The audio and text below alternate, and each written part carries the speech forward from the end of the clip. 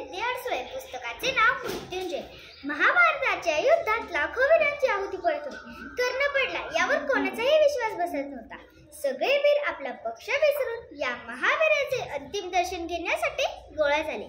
श्वासाचाही आवाज यावा इतकी शांतता पसरली होती आणि अचानक तेथे एक आवाज घुमला. अरे, कुणीतरी दानवीर या धर्तीवर आज शिल्लक आहे का? थरथरणारे वृद्ध बोल कुठून तरी आले. सगळ्यांनी एकदम माना वळवल्या. आश्चर्याने एका वृद्ध ब्राह्मणाने युद्धात कामी आलेल्या आपल्या मुलाचे प्रेत शोधून काढले होते. पण त्याच्या अंतिम क्रियेसाठी लागणारे धन मात्र त्याच्या जवळ नव्हते.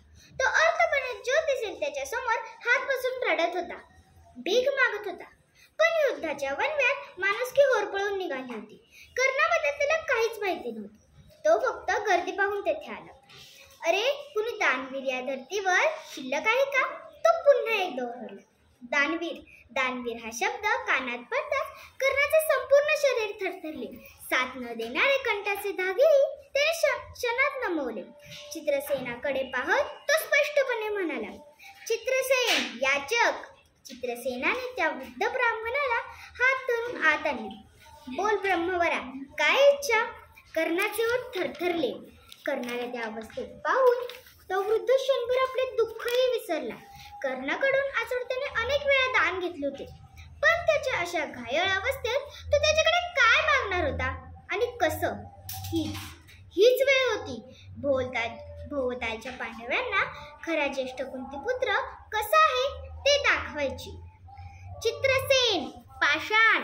चित्रसेनाने बाहेर जाऊन पाषाण आणला. सगळे आश्चर्याने पाहत होते. काळही जणू ते पाहण्यासाठी थांबला होता. आता तो धडाधडा बोलू लागला. चित्रसेन, त्या पाषाणाने माझ्या मुखातील सोन्याचे दात त्या याचकाला असह्य यातनांना थोपवण्यासाठी त्याने डोळे घट्ट मिटले. चित्रसेन, कुरूंच्या सेनापतीची ही आज्ञा आहे तुला.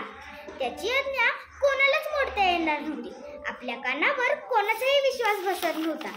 श्रीकृष्णाच्या चेहऱ्यावर मात्र समाधान दिसत होतं. त्याच्या लाडक्या कर्णावर त्याचा पूर्ण विश्वास होता. आता कर्णाने आपलं मुख विस्फारेल आणि असह्य यातना सहन करण्यासाठी हातांच्या भक्कम मुठी वळल्या.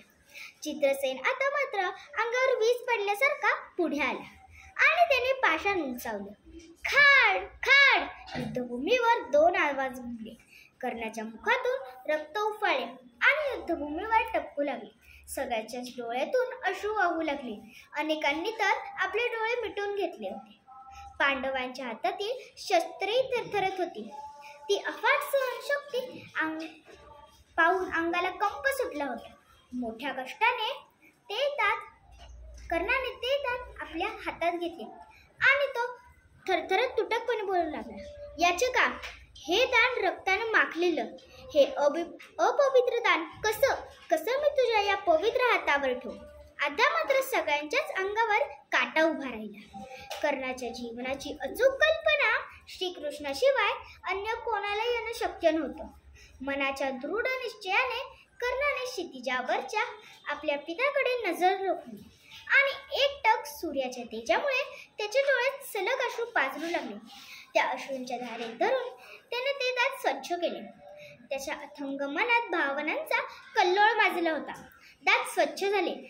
मनगटातील निशिगंधाच्या माळेत फूल काढत त्याने ते दात हसत हसत उंचावले याचकाला दान देण्यासाठी. आता ते दान सर्व विधीनिशी पवित्र झालं होतं. थरथरणारा वृद्ध ब्राह्मण पुढे झाला. ते दान स्वीकारणे आता त्याला भागच होतं. त्या वृद्धाच्या मुखातून शब्द निघाले. दानवीर कर्ण, तुला जन्म दिलेली माता धन्य, तुझे पालन केलेली भूमी धन्य. या आर्यावतात तुझ्यासारखा दानवीर कधी झालाही नाही आणि यापुढे होणारही नाही. जय तू कर्ण. धन्यवाद.